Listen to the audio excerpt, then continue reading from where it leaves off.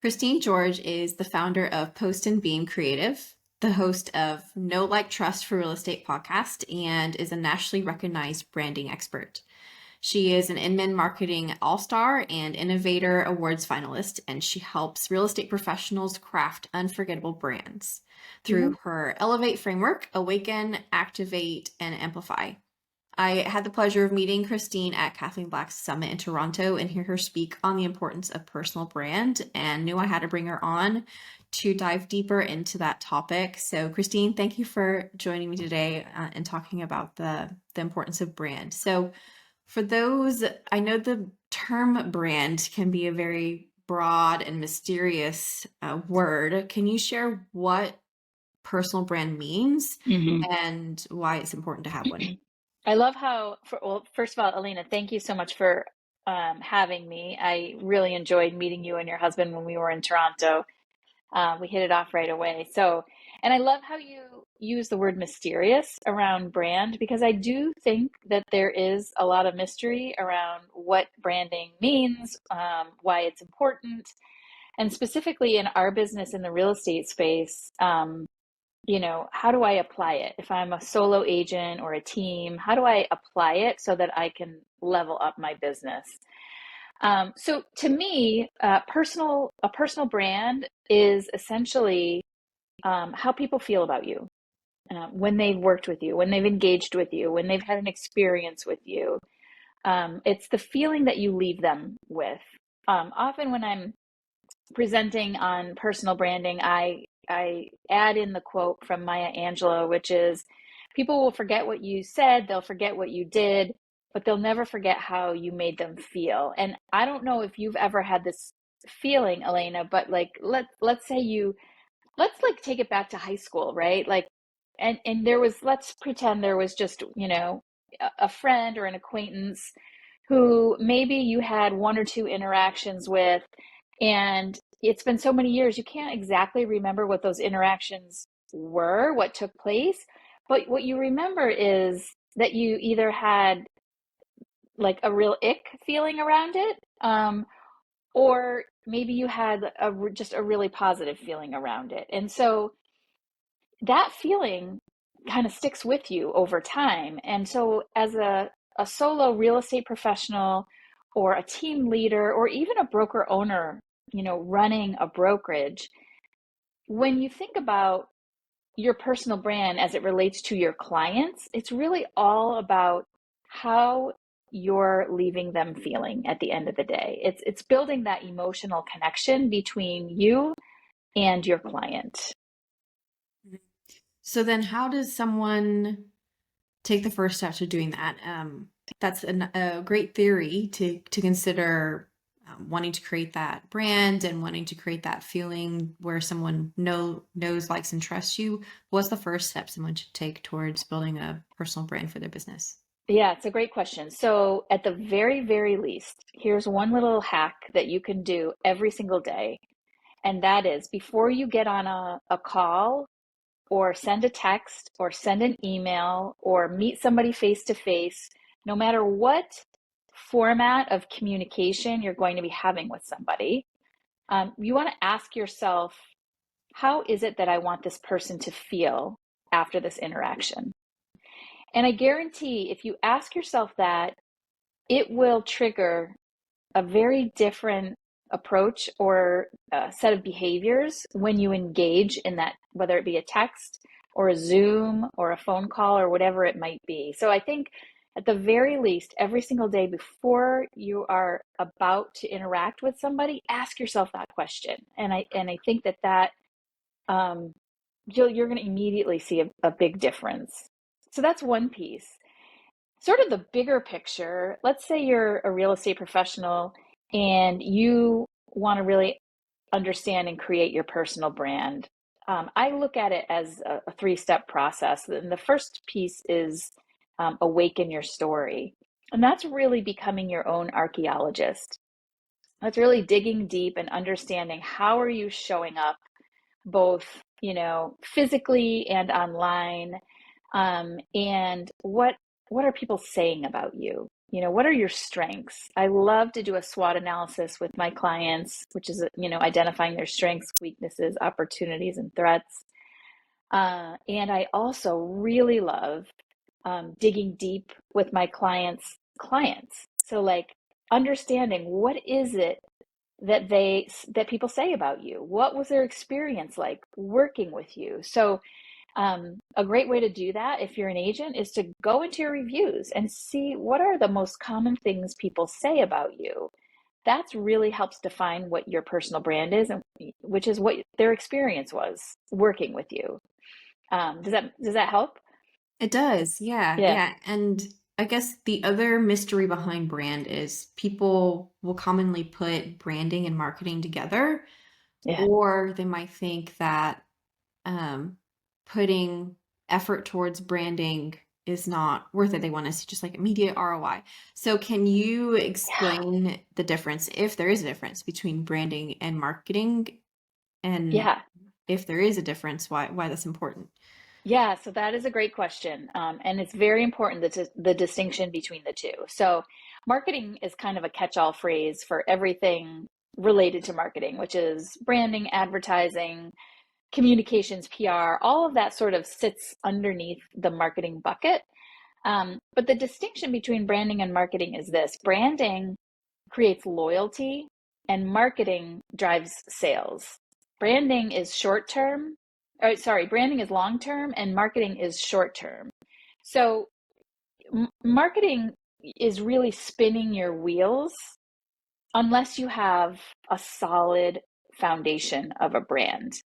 And it's really, really important to build that foundation over time. So if you're a new agent to the business, sort of the sky's the limit. You have this blank slate, and you're essentially, in full control over, what your brand is going to be, which is essentially, again, how people feel about you, right? If you've been in the business a long time, chances are you have a pretty loyal following. Most agents who have been in the business a really long time and are successful, 80% of their business comes from repeat and referral business, which is a great telltale sign that you have a strong, loyal brand. And so marketing really fits in when you have a loyal following, when you have a strong brand presence, then your marketing can really help drive your sales. But in the absence of a strong personal brand, your marketing is just not sustainable. And so you're not going to see the ROI. Regardless, with either of these pieces, it's not like ordering a book on Amazon, or, your garbage bags and your paper towels from Amazon, where you get them the next day, right? You're not going to see a return on investment the next day. Branding, especially, and marketing takes a very long time. It is a long game, and it takes at least 18 to 24 months to build that out. And so my best advice to people who want to invest in it, it's, consistency is really, really important over a long period of time. And so be patient. Just when you feel like you want to give up is when you need to endure and continue to move forward, and just stay the path, stay the course, because over time you will see the return. And then the beauty of that too is that, once you start to see that return, you're able to scale your business and not have to invest so much time, sweat, and tears and money into your marketing, because you've built such a solid foundation.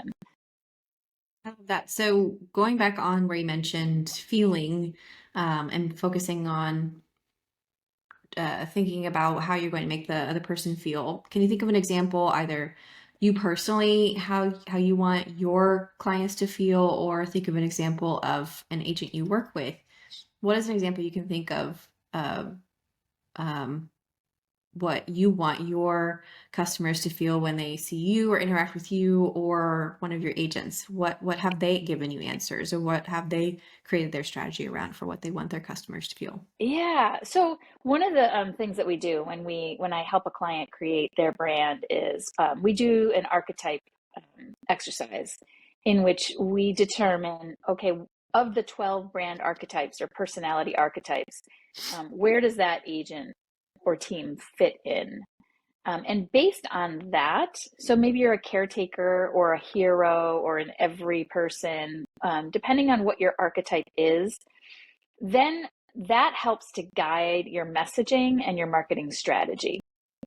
And so let's say, for example, a lot of real estate agents are the caretaker archetype, which is essentially at the end of the day, they want their clients to feel supported, cared for, taken care of, and satisfied, that they have achieved the goal that they set out to achieve. And so when you can identify that, say, hey, I am the caretaker archetype, then you can articulate, this is how I want my clients to feel. And then from there, all of your actions and your messaging and your marketing supports that feeling. And so that's just a great way to be able to understand, articulate, and then put into play, actions and tactics into your plan. I know a big part of building a brand and kind of creating yourself is creating a value proposition and making yourself unique. How can a real estate professional make themselves stand out in such a crowded market, especially if you're in a very busy metroplex? Like I'm in the Dallas Fort Worth area. There are Yeah. 5,000 people just in my little suburb zip code alone. Yeah. So how can a real estate Yeah. professional develop their own unique That proposition? that is a great question. So again, part of sort of the awakening process is understanding what are the key differentiators that make you stand out. And Elena, for many or most real estate professionals, they are differentiators that they're already, putting into play, but they just don't even realize that they're differentiators, and they don't know how to sort of package it and put it out there. So I'm going to give you an example. Uh, we have a client here in the Boston area who focuses on downsizers.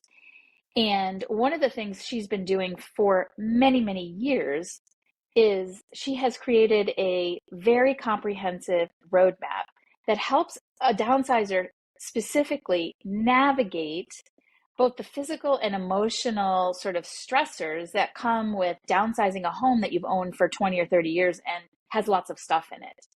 And so what we did was we took her roadmap and we sort of dusted it off, polished it up, and now she's using it as a major differentiator in her marketing. She has a lead magnet that's on her website, that she gives it away, and it was noted by her clients, the clients that I spoke to, that it was super helpful because it gave her not only the roadmap but the timeline, and it was very, very specific to what their particular needs were going to be. And so part of understanding what your differentiation points are and your value proposition is also understanding who you serve.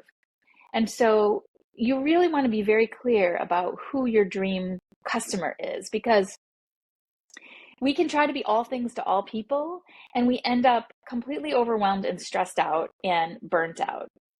But when we can hone in on who is that client that brings us the greatest joy, that we just really love to help and serve, then we can hone in on that value proposition and those key differentiating points.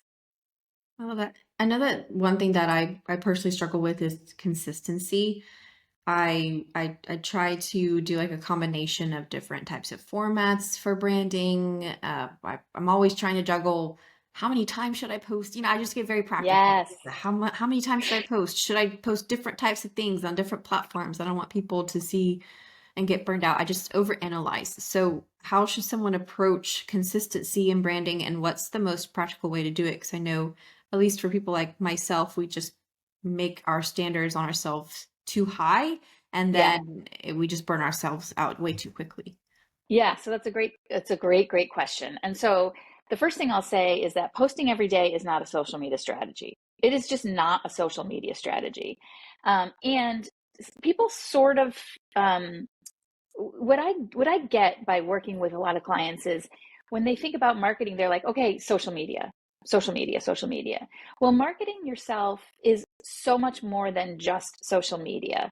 When I think about putting your business plan together or your marketing plan together, I think about it in three buckets: relationship nurturing, relationship building, and marketing. Relationship nurturing is essentially doing all the activities to nurture your sphere of influence, nurture your past clients, the people who have referred you, all the people that are already in your database. Relationship building is essentially bringing new people into your pipeline, bringing new people into your sphere. And there's so many ways to do that outside of traditional marketing. And we could talk for days on these buckets.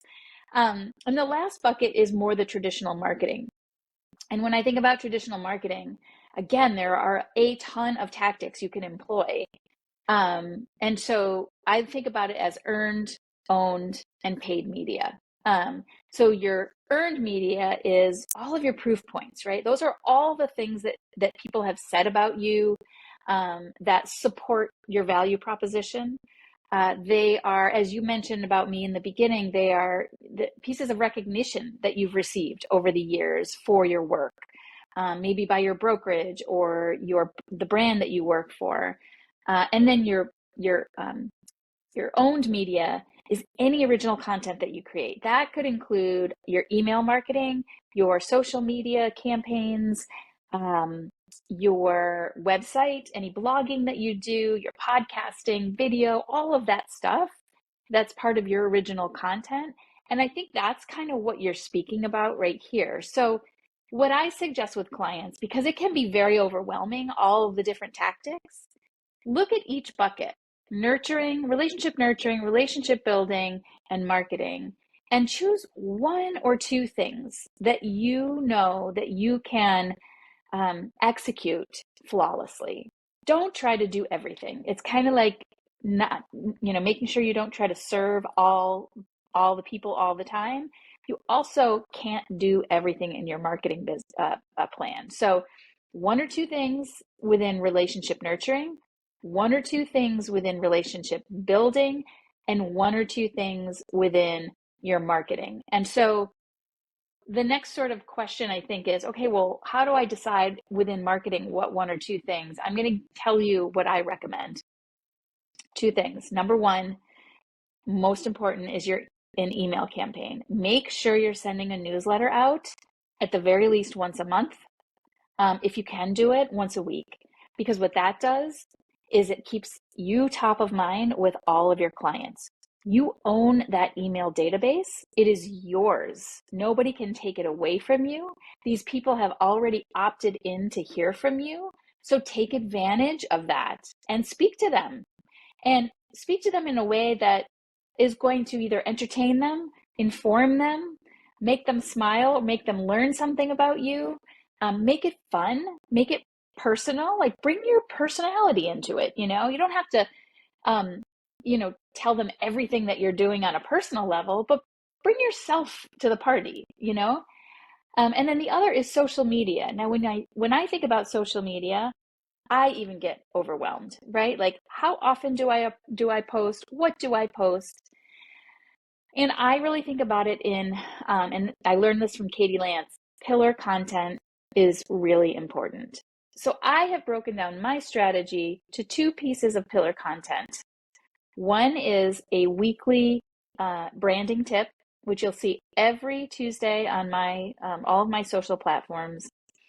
And then the other is my podcast. I have a podcast. I publish it every 2 weeks. And so every 2 weeks, you'll get the most updated podcast and a short reel that'll give you a taste of what the podcast is about. Then, if anything happens in between all of that, then I can sprinkle things in as they happen and allow it to be a little bit more spontaneous. But choosing, again, one or two pieces of pillar content that you know that you can execute consistently every single month is really key to making it effective, consistent, and also manageable. Yeah, I love that. Just having the bare minimum that you know you can at least accomplish. And I even like to batch record ahead of time.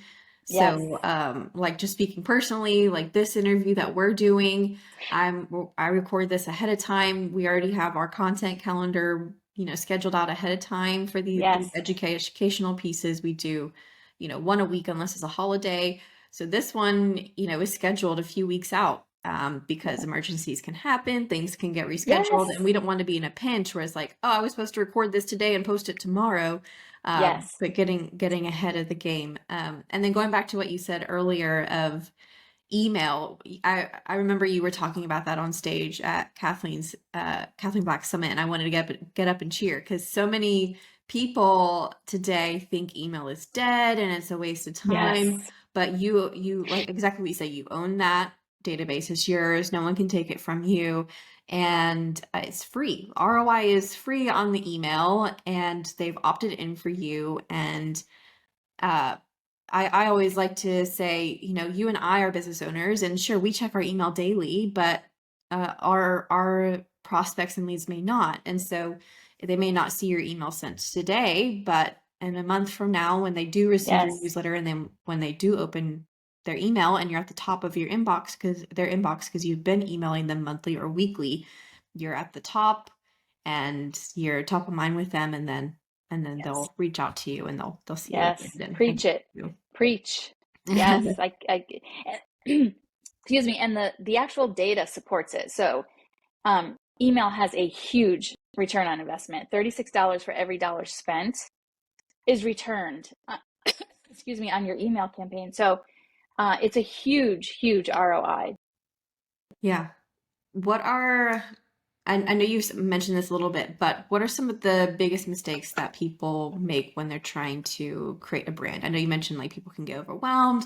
They may try to be everything to everyone. Is there anything else you can think of common mistakes that people make when they're trying to establish a brand? Yeah, well, there's two major ones. One of them is consistency that we just talked about.